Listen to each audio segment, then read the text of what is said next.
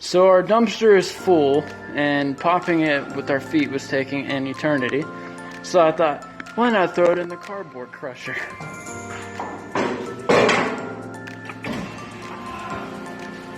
Let's see how this goes.